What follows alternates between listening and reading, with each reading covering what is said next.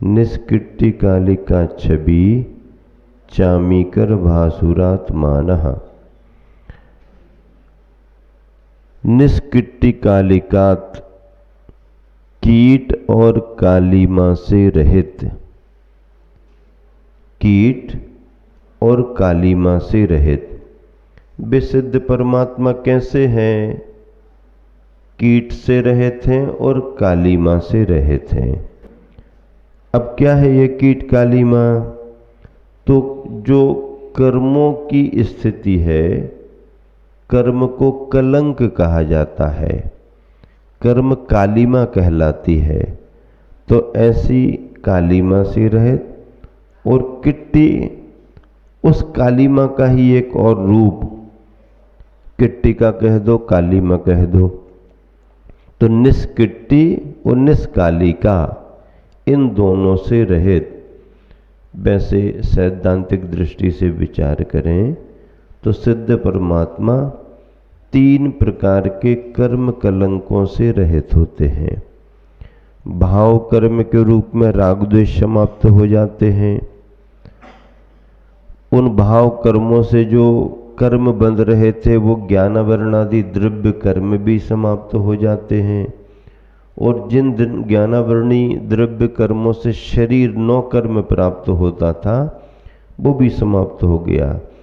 मतलब त्रिविध कर्म मल वर्जित सिद्ध महंता। सिद्ध परमात्मा कैसे हैं? त्रिविध कर्म मल, तीनों प्रकार के कर्म मलों से रहित हैं, तीनों प्रकार के कर्म मलों से रहित हैं। तीनों प्रकार के कर्म मलों में भाव कर्म, द्रव्य कर्म, 9 कर्म। भाव कर्म बीज के रूप में राग द्वेष है।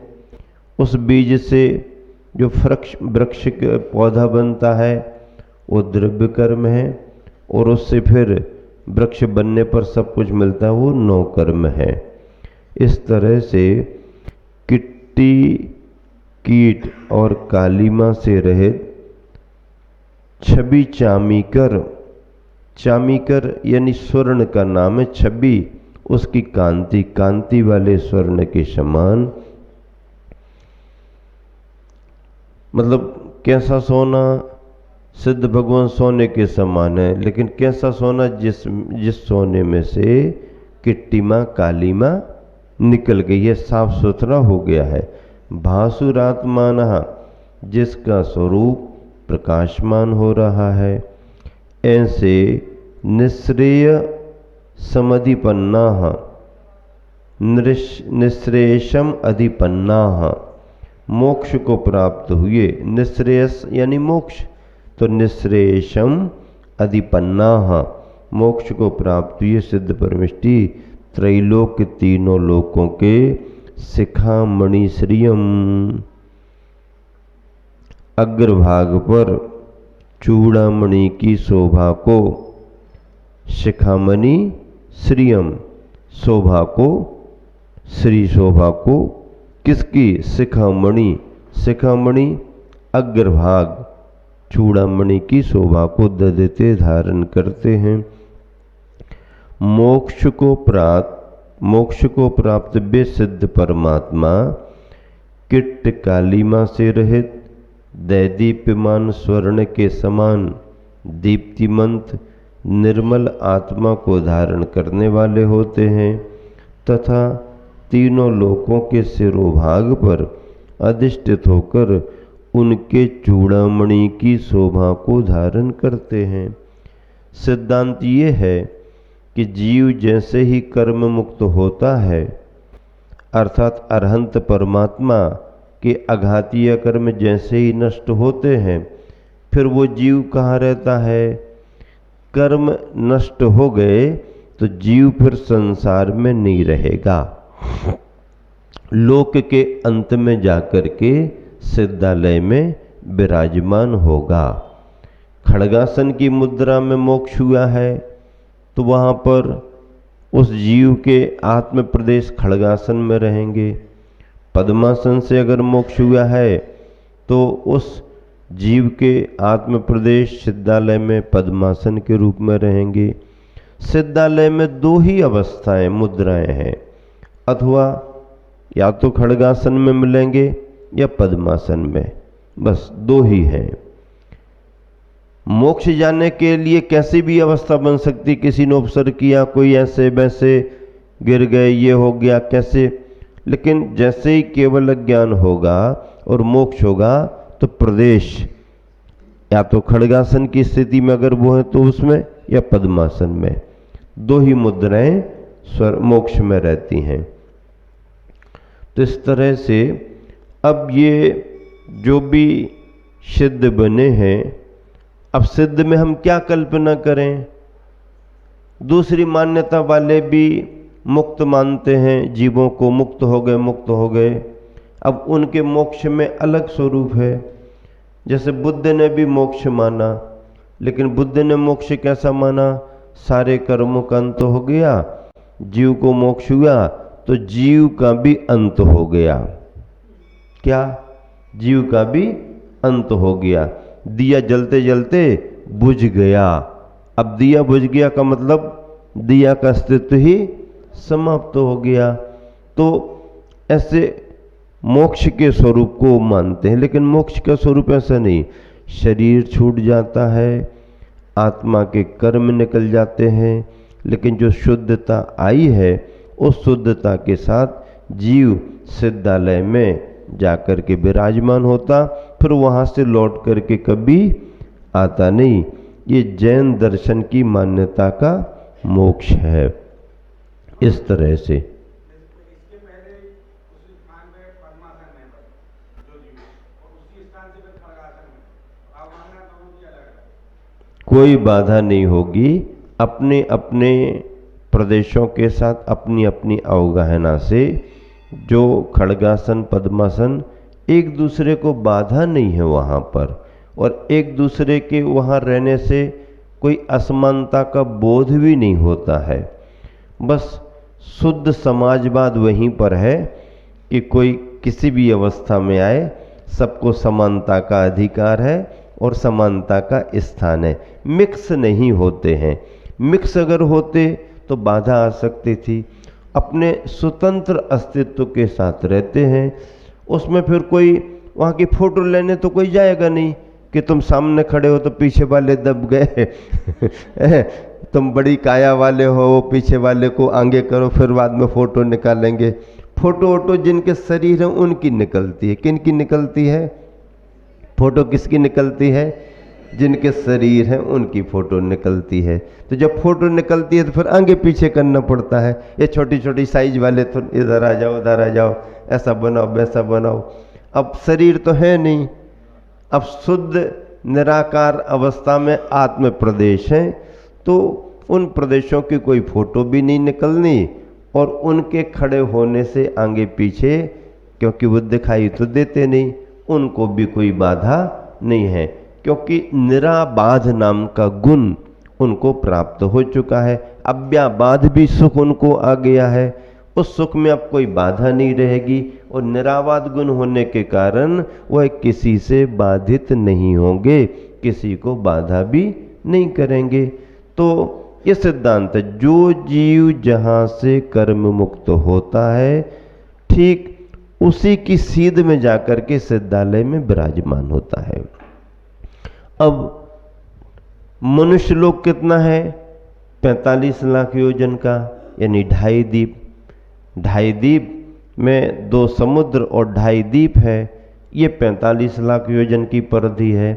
इतने में ही मनुष्य रहते हैं। मानसोत्तर पर्वत आता है, उसके बाहर कोई जा ही नहीं सकता। तो जहाँ तक मनुष्य हैं वहीं तक मुनि रहेंगे। अब जहाँ मुनि है वहीं से मुनियों को मोक्ष होगा।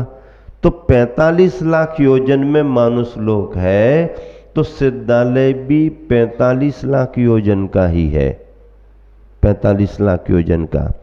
अब उसके नीचे चाहे समुद्र हो, चाहे जमीन हो, चाहे आकाश हो, कुछ भी हो, कहीं से भी जीव जल थल नभ से मोक्ष जा सकते हैं।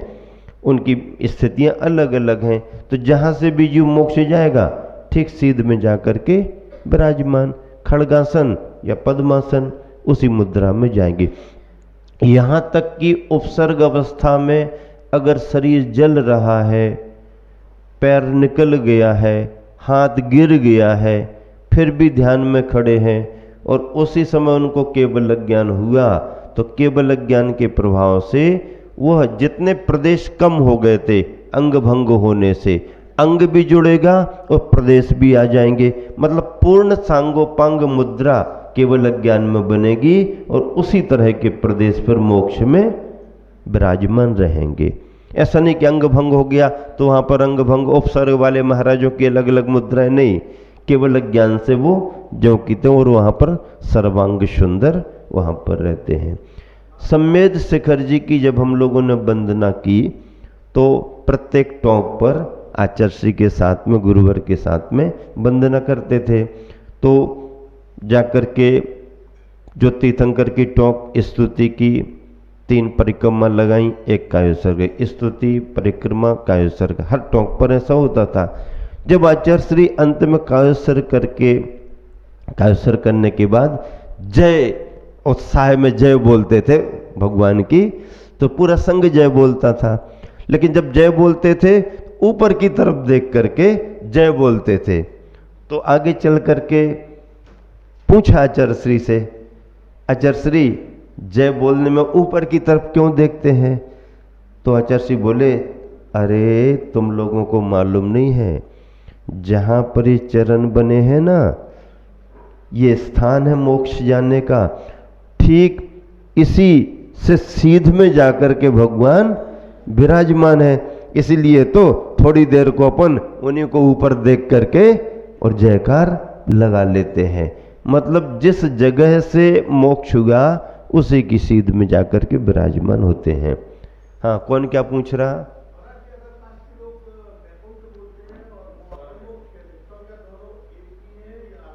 उनके हिसाब से बैकुंठ मोक्ष ही माना गया है, लेकिन बैकुंठ में जाकर के वहाँ की व्यवस्थाएं और वहाँ से आने की व्यवस्थाएं जो हैं उसमें मोक्ष का स्वरूप सुनिश्चित नहीं हो पाता है, क्योंकि एक बार जीव को सभी प्रकार से छुटकारा मिल गया तब उसको पुनः लौट करके संसार में आने के कारण नहीं है।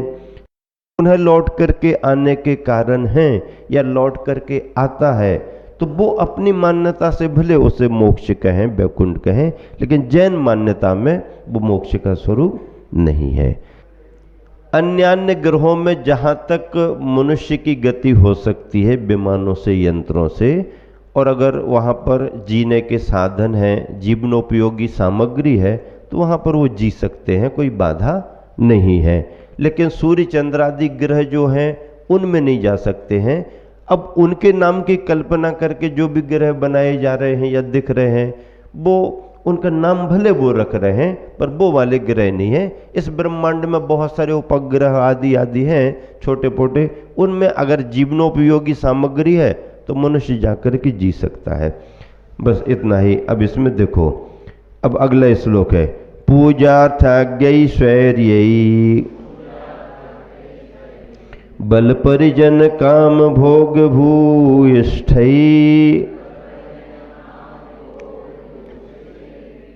अतिशयति भुवन मद्भुत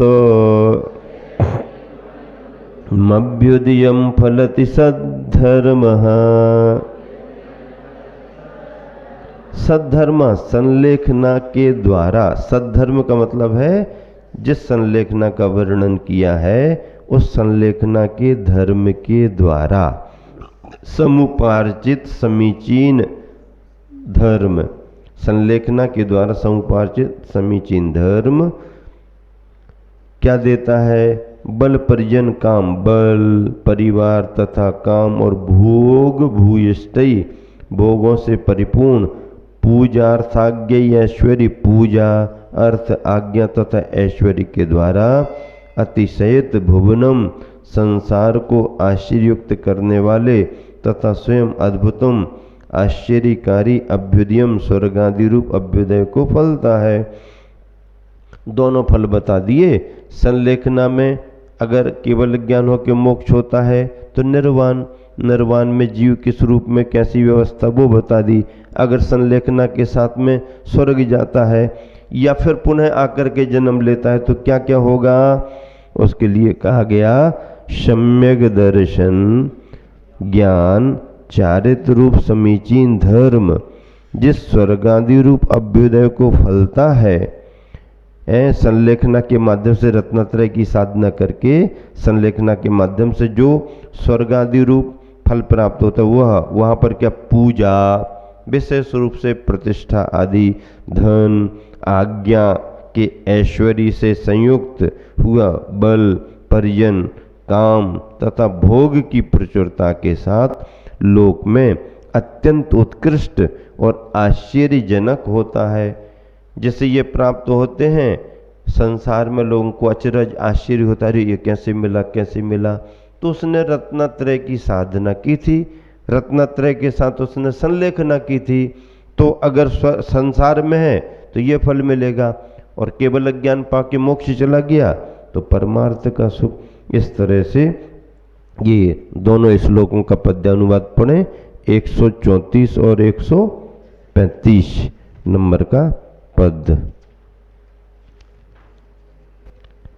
134 और 135 119 पेज के अंत में। निश्रेयस निर्माण धाम में सुचिर काल ये बसते हैं, तीन लोक की शिखामणि की मंजुल छबिले लसते हैं।